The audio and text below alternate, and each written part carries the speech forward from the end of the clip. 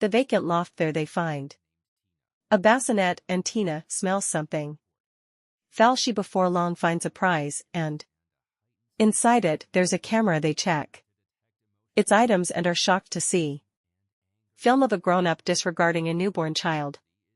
Subsequently they present the proof to Annetta, and the loft's proprietor is promptly captured. Anyway, he attempts to reject that the camera has a place with him and claims guiltlessness in a little while. Tina is at home when it begins to vigorously rain. Vor likewise shows up and both get frightened of the lightning, so they conceal under a table.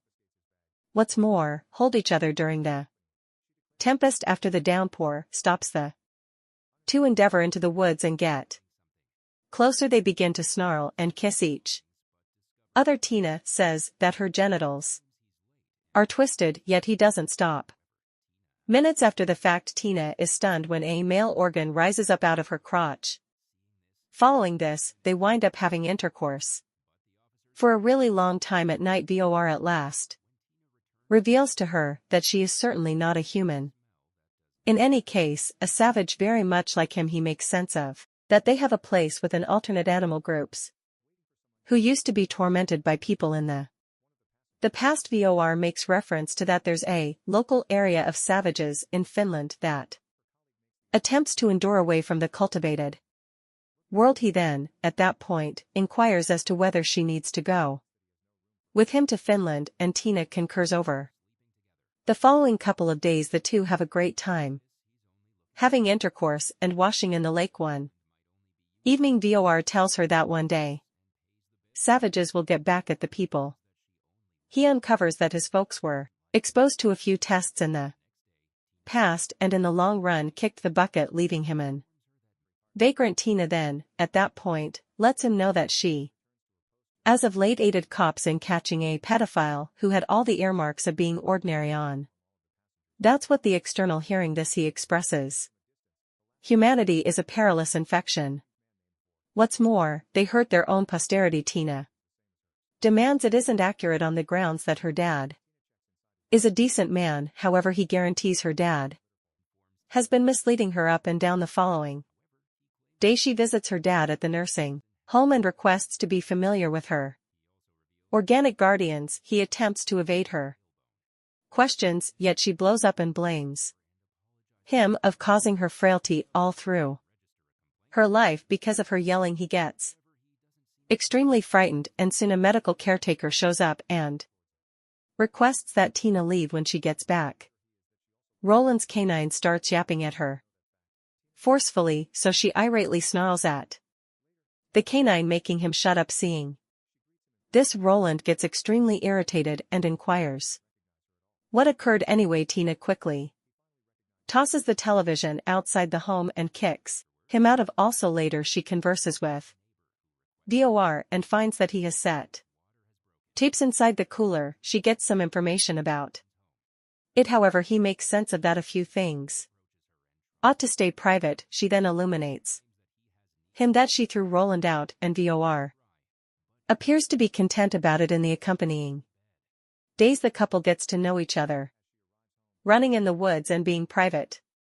Tina illuminates him that from here onward she needs to embrace the truth and experience her genuine self. In the following scene Vor isn't home, so Tina goes to his room and opens the cooler. There she finds a box which contains a weird baby. This scares her, so she hurriedly puts the enclosed the refrigerator and leaves. The following day the principal culprit of the pedophile ring should lead the police to the criminal who gives the mishandled babies out of nowhere. A moose shows up before their vehicle, constraining them to stop. During this time, somebody hauls the pedophile fellow out of the vehicle and ruthlessly kills him inside seconds. When the police step outside, they track down no one there, with the exception of the dead fellow on the ground. Not long after, the crisis group shows up alongside Tina, who is astonished to see the dead man. She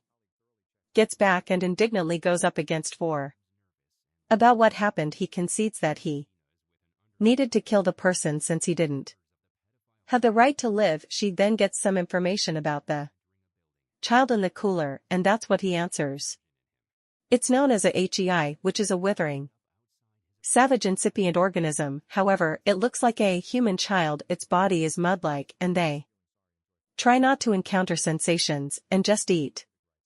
Also, rest. He guarantees they don't get by long, so he changes them into human children and trades them. Hearing this, Tina questions how he manages genuine human children, and he uncovers that he sells them to pedophiles. It is essential for his counter as a savage against the people who tormented his species.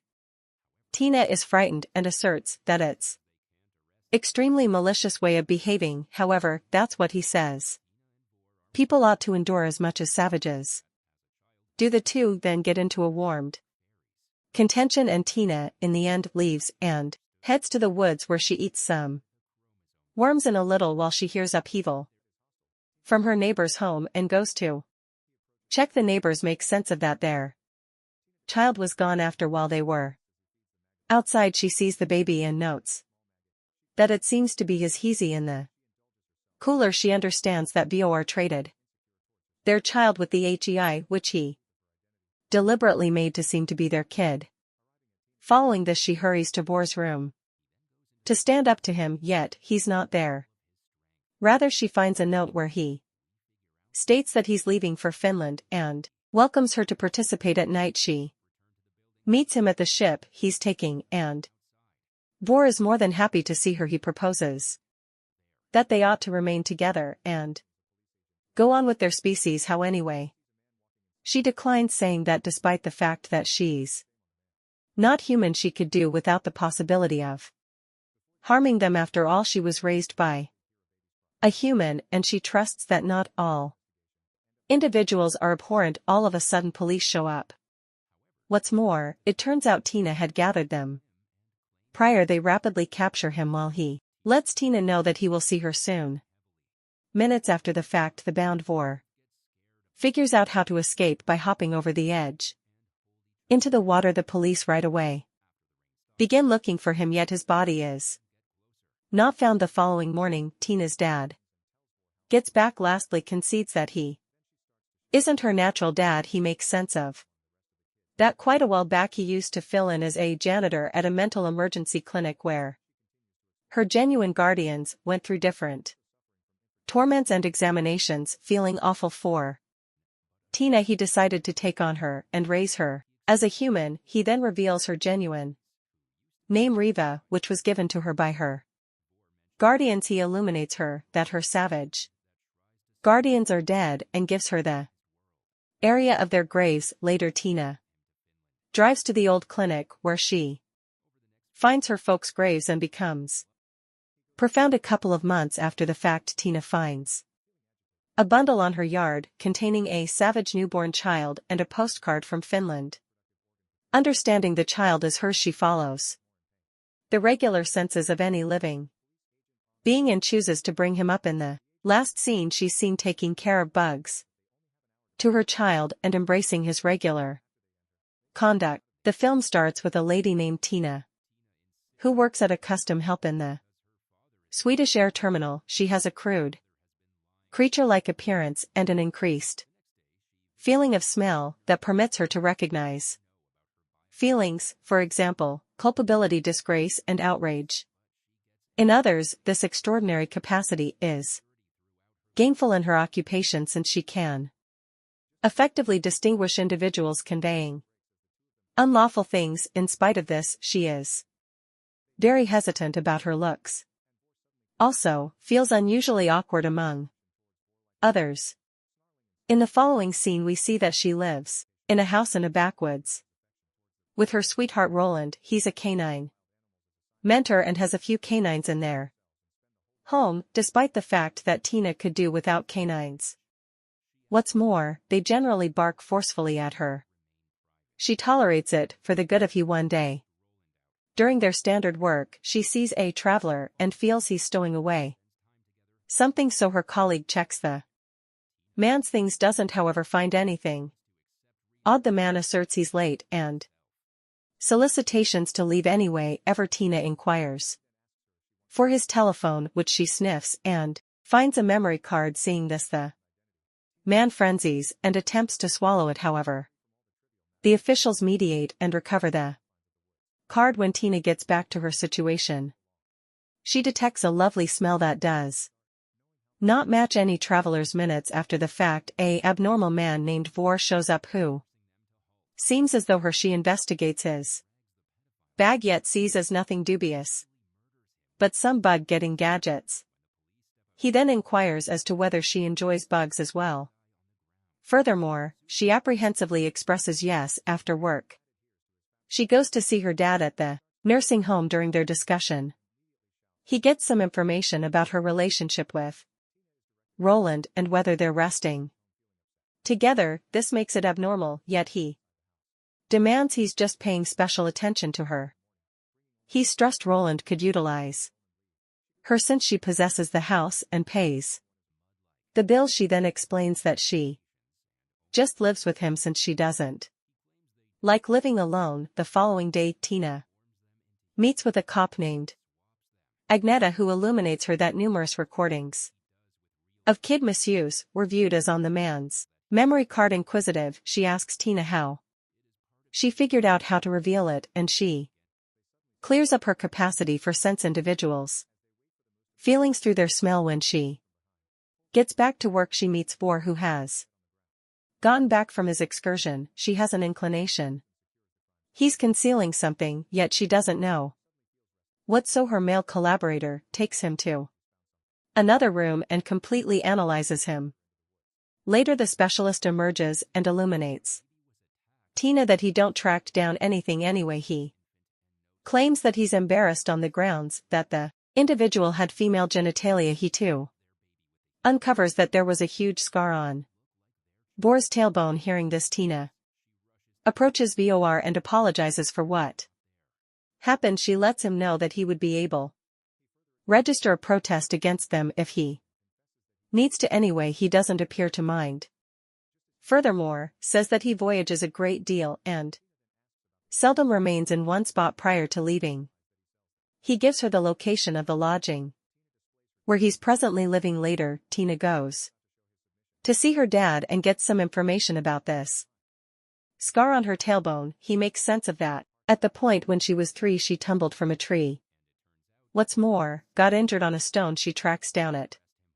Peculiar that she can't recollect this occurrence, yet her dad says it's since she was too youthful. A short time later, while she's going home, she's halted her by a neighbor help, guaranteeing that his significant other's water has broken, so Tina drives them to the medical clinic and gets back later. While she's dozing, Roland approaches her and attempts to become cozy with her. He claims that he has needs also, and they ought to basically check it out, yet she declines and drives him over the bed.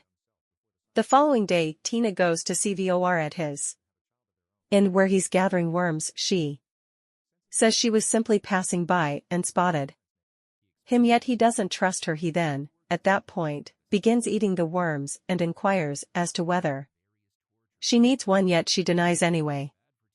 After some influence, she at last eats a slimy parasite which she views as scrumptious.